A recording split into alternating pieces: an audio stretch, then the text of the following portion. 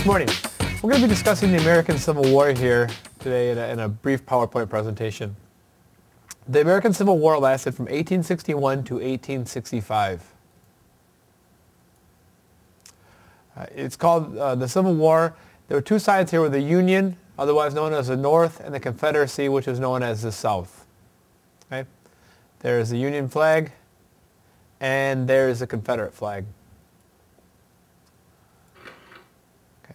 The first states to secede. Okay. Here's a map that shows you the states in the shape of the nation in 1861 here. The first state to secede here was South Carolina here. And this gray color here is going to represent the Confederacy. The lighter blue here is going to represent the Union. And Kentucky and Missouri are going to be border states to start. And note here, the West really hadn't been developed yet, and those were just open Western territories. Advantages that the Union had, or the North.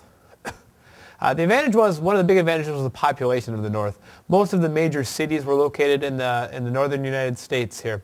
They had 90% of all the industrial goods, especially munitions or ammunition.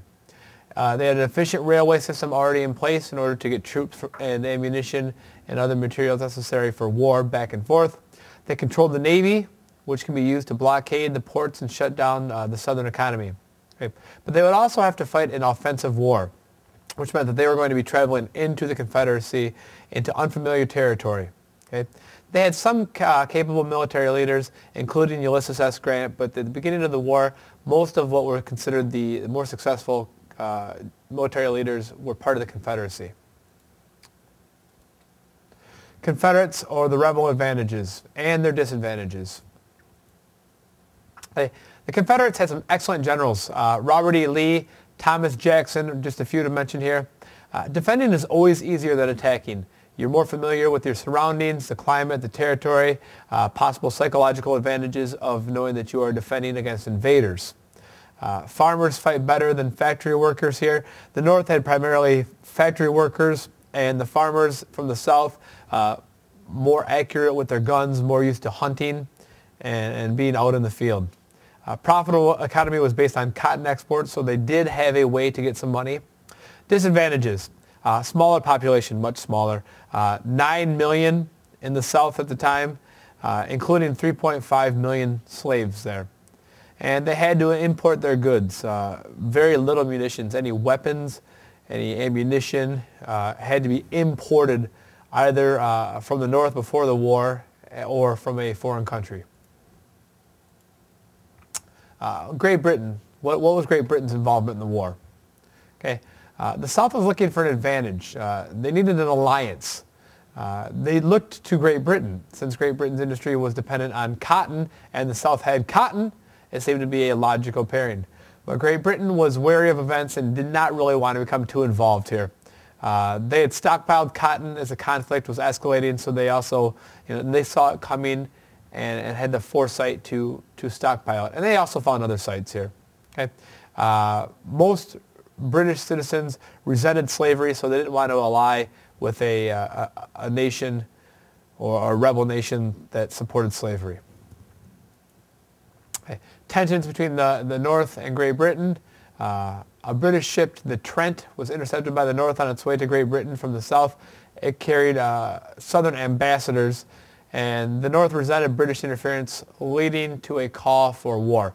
President Lincoln had the intelligence and forethought to simply defuse the situation by releasing the ship and the Southern agents. He didn't want to be involved in another war with Great Britain.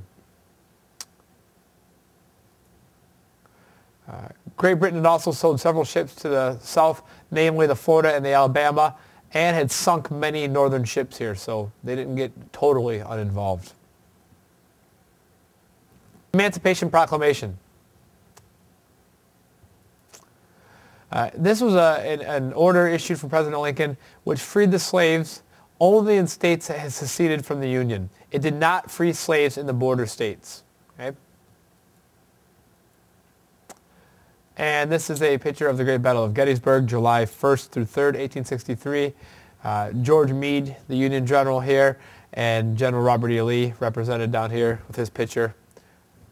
The most influential battle, probably the turning point in the war. Gettysburg, the turning point. Lee realizes that the South is in dire straits and he must attack the North on its own territory. He couldn't sustain the war in his own territory anymore. The two armies met in early July at the Battle of Gettysburg in Pennsylvania. Confederates bombarded the Union, which held firm. On July 3rd, General Pickett leads 15,000 Confederate troops across an open field where they're mowed down in an attempt to storm the Union line. This is known as Pickett's Charge. Lee is defeated in the battle and has to retreat to Virginia. Gettysburg is the largest battle in the history of the Western Hemisphere. Over 100,000 people died in 3 days, okay? And it's the last time that the South invaded the North. From this point on, the South is going to be on the defensive and the North will be on the attack. Lincoln later delivers his famous Gettysburg Address here, which is represented here.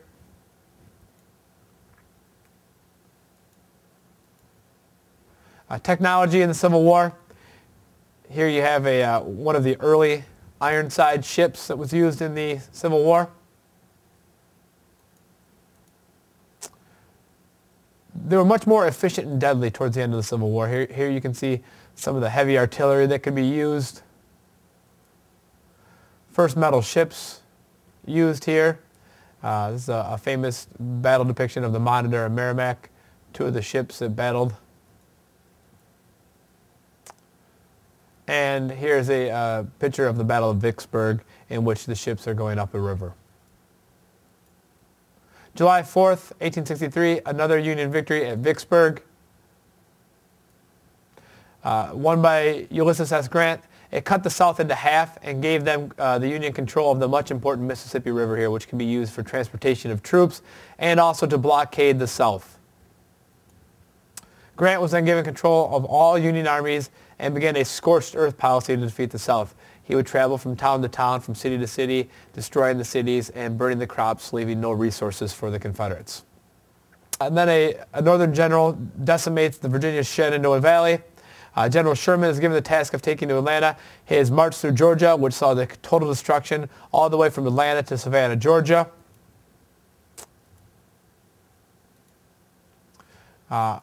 Blacks in the military. After the Emancipation Proclamation, blacks did begin to join the Union Army.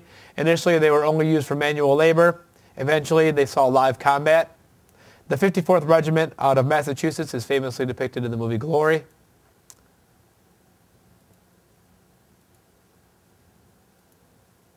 Uh, 54th Regiment attack on Fort Wagner, South Carolina, which is represented in that movie, is also here.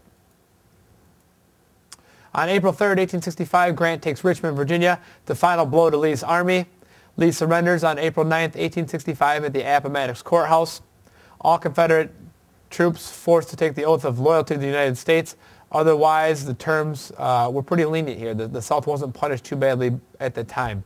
Lincoln didn't want to humiliate the South and further conflict and wanted to integrate them back into the United States.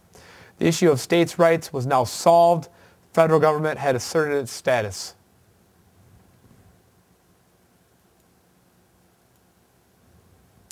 After 4 bloody years of civil war, the South was defeated, and that's the end of the Civil War. Hopefully this summary has been helpful to you, and I encourage you to look at some of the other Clintondale YouTube videos.